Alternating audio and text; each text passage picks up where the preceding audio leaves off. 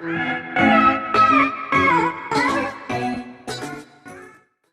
Party जिला देवास आज मोदी सरकार की 1 साल की उपलब्धि को लेकर पूरे देश भर में 5 और 6 तारीख को प्रेस कॉन्फ्रेंस के माध्यम से हमने 1 साल में हमारे मोदी सरकार ने क्या किया है इसको लेकर प्रेस कॉन्फ्रेंस आयोजित करने का निर्णय हमारे प्रदेश नेतृत्व ने लिया।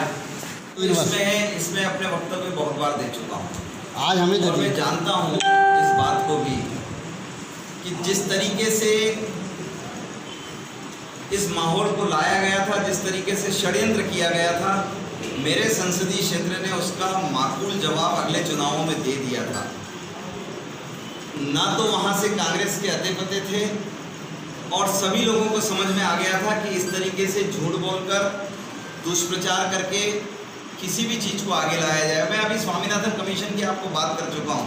आप कहें तो मैं स्वामीनाथन कमीशन के एक मुद्दे पर बता सकता हूँ जिसको भड़का कर उन्होंने स्वामीनाथन कमीशन करके आज हमने चप्पल उतार दिया साहब। वहाँ पूरा क्या होता है विकास, ये आकर अगर देखें आप क्षेत्र में किस तरीके से हमने किसानों के कल्याण की योजनाओं को आगे बढ़ाया है, किस तरीके से शिवराज सिंह चौहान अपने आप को हृदयंगम करके किसानों के साथ एक रस और एकजुट हो जाते हैं। किसान भाइयों को सब आसानी से समझ। सर आज की बात करें तो इसमें देखिए बहुत स्पष्ट है कि आपको हमें सभी को पता है कि खरीदी कितना गुना हुई है, उत्पादन कितना बेहतर हुआ है।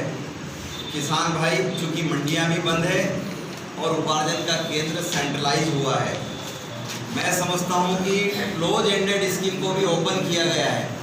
जो स्कीम क्लोज हो गया था, जो टाइम बाउंडिंग था, सारे भारत में मैं तो शिवराज जी को धन्यवाद दूंगा। मैं लगातार संपर्क में रहता हूं।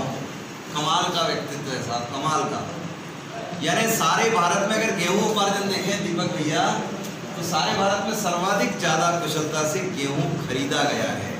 छोटी बड़ी विसंगतियाँ हो सकती होगी, कहीं बारदाना कम हो गया तो ये तो कल्पना नहीं थी कि इतना अच्छा उत्पादन होगा, लेकिन वह भी जुटाया गया है, वह भी लाकर खड़ा किया गया है। जितनी लंबी लाइनें ट्रैक्टर्स की हुई है, क्योंकि आपके सामने 2 स्थितियाँ थी।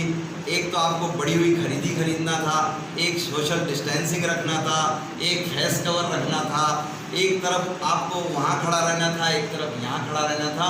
इस दोनों के बावजूद मैं उन तमाम लोगों को जो इन संस्थाओं के अंदर, सोसाइटियों के अंदर कर्मचारी के रूप में काम कर रहे हैं, सैल्यूट करता हूँ मैं कि इतनी बम्पर आवक के बावजूद आपने पेशेंस खोए बिना खरीदी चालू रखी है।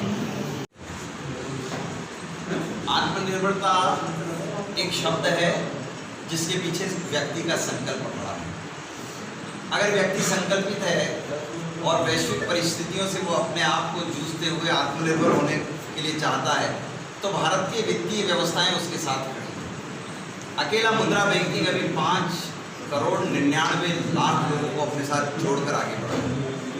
उसने सुविधाओं को इतना कुशलतापूर्वक तरीके से नीचे उतारा है। अकेले बैंकिंग स्ट्रक्चर के साथ साथ अगर ग्रामीण भारत का हम बात करें तो 15,000 करोड़ का एक नया पैकेज पशुपालन के साथ बढ़ाया। भंडारण क्षमता बढ़ाने के लिए, किसान को अपनी क्षमता विस्तार के लिए, और इस पैकेज के अंदर बहुत सारी नाबार्ड के माध्यम से बहुत सारी सुविधाएं हैं। सेल्फ हेल्प ग्रुप, आज भारत में, ग्रामीण भारत में हमारा संकल्प है कि प्रत्येक महिला सेल्फ हेल्प ग्रुप से आकर जुड़ जाए। मैं नीचे जाकर देखता हूँ जो लोग संकल्प के धनी हैं। नहीं, ये लोकतांत्रिक देश है और लोकतांत्रिक देश में जनता को हर चीज़ जानने का अधिकार है। जनता ने बड़ी खुशी से मोदी जी को दूसरे कार्यकाल में काम करने का अवसर प्रदान किया था।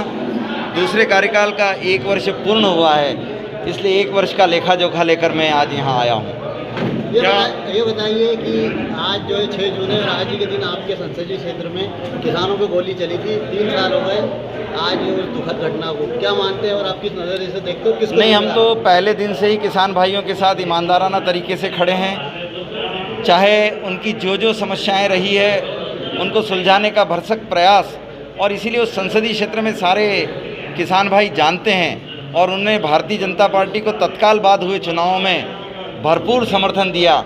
8 विधानसभाओं में से 7 हमें दी, और जो एक भाई कांग्रेस में गए थे वह भी कांग्रेस की वादा खिलाफी और किसानों के साथ जो व्यवहार था कांग्रेस का, उससे पीड़ित प्रताड़ित होकर आज भाजपा के साथ खड़े हैं।